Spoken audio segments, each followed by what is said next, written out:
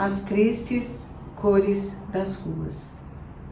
É possível aflorar a sensibilidade poética com a alegria dos rostos infantis e juvenis.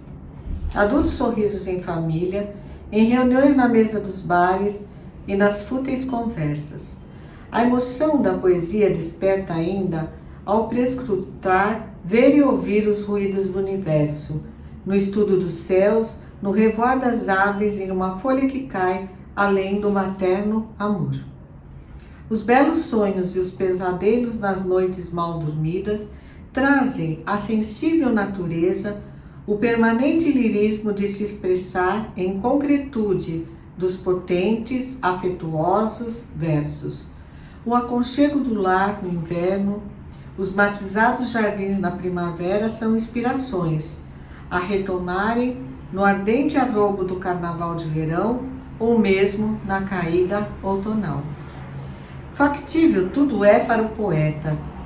No entanto, as tristes cores das ruas mobilizam a dor, o incômodo, o profundo pesar de um lar possuírem amparo e cômodo descanso. Fecham-se portas, janelas e tão logo desligam celulares, computadores, TVs, não mais se recordam que na escaldante ou fria madrugada o flagelo propaga-se. Somente os afetivos olhos divisam as amarguras presentes nas grandes cidades e a cada passo vislumbram o descolorido palco dos inúmeros moradores de rua. Lado a lado, velhos colchões, denegridas cobertas contrastam com os luminosos das propagandas, dos faróis e das indiferentes silhuetas multicolores no vai-vem. Famílias inteiras hoje despejam, aportam debaixo dos viadutos, nas calçadas, nas praças, confiando na luz do dia, nos iluminados postes e em noites de luar. O bem cuidado verde das árvores parece sentir a miséria lhe aportar e protege. Em sua natural intuição colabora, sustendo-se apesar da fuligem no ar pairar. Os mais acostumados, ou melhor, calejados, adormecem ao relento, autômatos. Outros buscam proteção sob rotas lonas, desbotados plásticos, atirados jornais. Em improvisadas moradias, aproveitam para se instalar em canteiros centrais, invisíveis aos motoristas, passageiros e transeuntes, em si mesmos centrados. Quem diria dos poderosos em tronos da opulência, do supérfluo e dos gastos? Deploráveis condições são visíveis e discrepâncias sociais contabilizam-se, divulgam-se diariamente na inclemente mídia, sem pudor, sem consideração, ao fazer uso de lamentáveis condições, ao projetar e comercializar a carência. A constante caravana passa, desarranjadas roupas, descorados mantos às costas, percorrem em contemporâneo naturalismo as amplas e trafegadas passagens. Mesclam-se vício e penúria. Difícil diferenciar no agrupamento de mendicantes os subjugados pelos entorpecentes das vítimas de um perverso modo do capital. Brancos, mulatos, negros ocupam as vias e fazem pensões, pousadas sem dono, sem contas a pagar. Irmanam-se desempregados, aposentados na mesma causa. O medo da fome sobressai ao de qualquer doença, pois a esvaziada barriga mata, unicamente compreendida por aqueles que passaram por semelhante tribulação. Adultos no abandono é inconcebível. Velhos e crianças dispensam predicativos para dizer apenas sofrer. sem compreender o desamparo da experiência anciã, do funesto presente, das meninices, imprevisível futuro para cidadãos sem bens. E os que já nascem nas ruas estreitam na luta de absorver o parco leite materno. Adentram ao mesmo cenário carroças puxadas por calejadas mãos na lida diária. Estacionam os preciosos veículos e cedem a sua cobertura aos pequenos e idosos. Solidarizam-se, pois há tempos a renda obtida nos lixões pouco dá para a comida. Organizam-se de forma a manter todos ali, protegidos das chegadas madrugadas. O quadro, apesar de estarrecedor, é uma coletânea de matizes em linhas geométricas, digno de conhecimentos artistas brasileiros. Ao se utilizarem do quadrado, do retângulo, dos círculos e triângulos, desenhados com a prevalência do marrom e do terracota, salpicados de um desmaiado amarelo, de indecifráveis verdes e desnutridos beges. A paisagem dos centros urbanos transforma-se diariamente em nome da injustiça. Todos estão sujeitos a fazer parte das ilustradas páginas do inominável e sinistro livro, em que os anti-heróis não são maus, mas somente vivenciam a sensibilidade social na condição heróica de suportar e ainda conseguir sorrir mediante a escassez de tudo. Premiados documentários obtêm projeção, longas e curtas filmagens se revelam, exposições fotográficas giram o mundo nos museus, em telas das galerias de arte. Nos padecidos quadros associados às sensações das amarguras de frias colorações, há um convite à momentânea reflexão, dispersa e desdenhada ao dali se deslocar.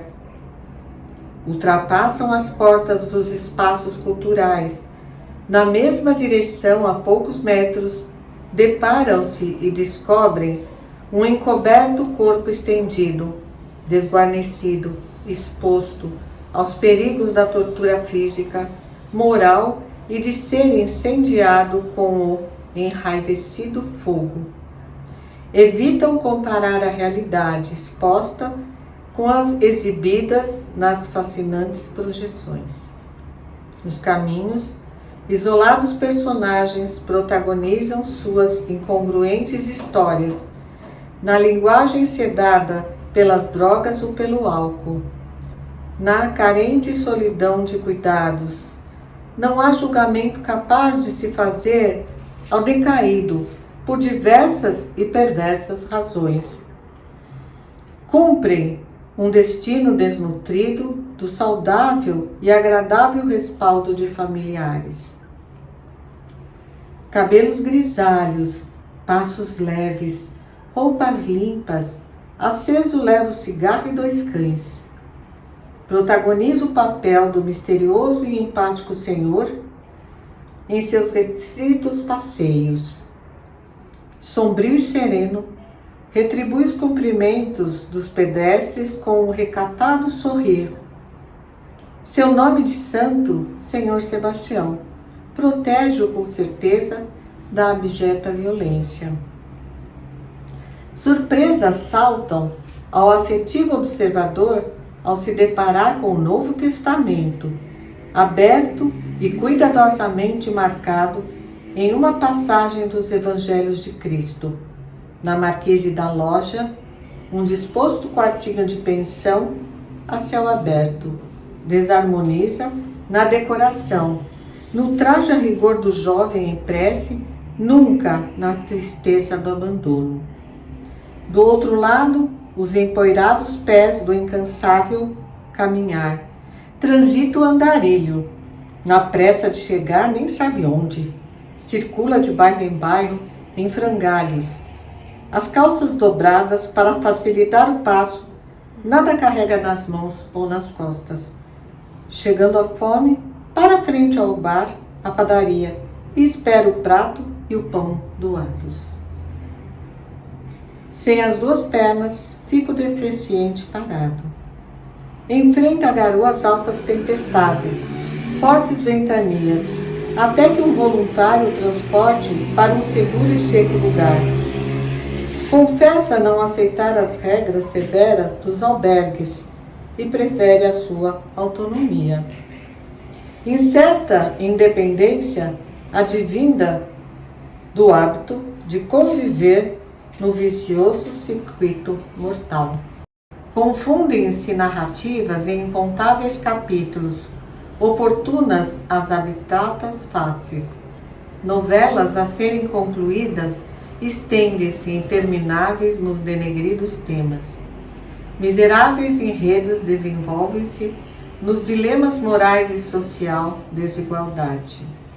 Distantes da literatura romântica e mais próximos do real sentir na pele, o drama. Mesas improvisadas se armam ao anoitecer, frente à alongada fila dos ansiosos por um quentinho café, um sagrado pão, uma substanciosa sopa no agasalho. A refeição da noite chega por corações voluntários ao desejo de cuidar, ofertar. Em poucas horas disponíveis, uma pequena demonstração de que alguém os vê. O sigelo festim logo se acaba, e o anormal volta ao normal. Os risos se apagam. Na madrugada, retoma a fome. Amanhece e inconscientemente esperam comer. Alimentar-se não para viver, mas para sobreviver aos idênticos percalços, enfim. Palativos transitórios de benignas criaturas diluem-se no lamaçal da iniquidade. Finalidades filantrópicas, organizações e associações não públicas originam-se e tingem-se de pretensões e assinaturas contra o desemprego e o desdém moral. Ampliam-se as intenções, entretanto a transitividade da operação é intransitiva. Em resistir e lutar pelos órfãos da dignidade da pessoa humana em escombros. Ideais quixotescos persistem no generoso impulso do nobre sonhador de agora. Ao empunhar a lâmina do amor nos embates contra os radicais moldes sociais, imperam gigantes moinhos a conduzirem suas afiadas pás contra os arrasados, errantes nômades sufocados, ora por falsa humildade, ora por confessa tirania. Náufragos numa ilha de concreto, esculpida pelo cinzel do braçal trabalhador, sonâmbulos, inconscientes, inconsistentes, perambulam por entre a multidão. Participam do cortejo diário sem ninguém perturbar, em lúgubre serenidade. Pronunciam pensamentos desconexos como se loucos fossem, ou assim são. Sujeitos expostos a tudo, são os outros a quem se deve amar como a si mesmo. Segundo as apregoadas preceitos cristãos, discursados nos diversos templos, lotados de fiéis, novamente se esbarram com rostos desfigurados pelo revés. Baixam certas moedas no encardido recipiente e nem uma palavra ao menos. Filosofias seculares de libertação dos oprimidos são temas de dissertações. Numerosos volumes de teses, discutidos em bancas intelectuais, logo após arquivadas nos empoeirados digitais, meras vezes vivenciados no habitual. Teorias de amparo amontoam em vastas bibliotecas e o desamparo insiste. Ciências políticas e econômicas evoluem nas mais renovadas universidades, ao permitirem o avanço do douto conhecimento e o atraso da consternação, da ternura e de afeição por todos aqueles que sobrevivem da cinza esmola. A história se repete na perversa forma de tratar as desfavorecidas criaturas, amarguradas, sofridas, sorrisos amarelentos, errantes dos recentes cimentos.